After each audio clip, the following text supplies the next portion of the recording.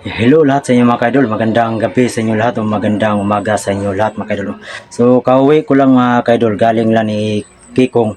Kinuha ko lang ang kanyang video para ma-upload ko sa aking channel na Bano Adventure. Huwag niyo kalimutan mag-support pa rin sa channel ko, no, mga kaidol, Bano Adventure. So nakita ko sa mga video ni Kikong mga kaidol na malaki ng pagbabago nila ni Aya at ni Saya, na marunong sila na magtrabaho, hindi na sila magtanaw ng trabaho. Nagtulungan sila kahapon, nakita ko sa video na malapit na padating ang ulan. So yun, na si Ante na kukuha ng bukong.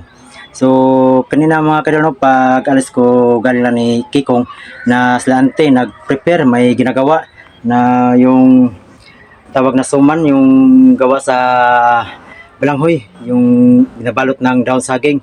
Bukas maaga sila umalis, may okasyon mga kaidol sa mga kaparinte ni Ante, no, na ligo sila ng falls doon sa Malabog na tinatawag na yung sikat na falls. So puntahan nila doon. So bukas sasama kami Kikong mga kaidol, na para maranasan din ni Kikong na ano ang pools, no, anong swimming pool, para sila Saya at si Aya kasama din mga kaidol. So si pala mga kaidol, si Tata Gumer, iniwanan ko doon, no, ilan ni Kikong.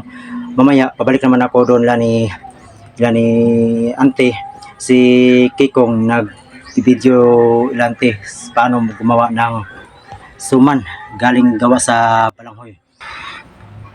Sa trabaho ko pa rin mga kaidol, no, na rest day ko ngayon, Sunday ngayon, Domingo, lalo na bukas Lunes, holiday, wala kaming pasok mga kaidol. So may bakante ako, baka magkasama ko sa kanila, no, na samahan ko sila ni Kikong, sila ni Saya at ni Aya. So yan mga kaidol, no, hanggang dito lang. Huwag nyo pa rin kalimutan mag-support sa channel ko, Bano Adventure.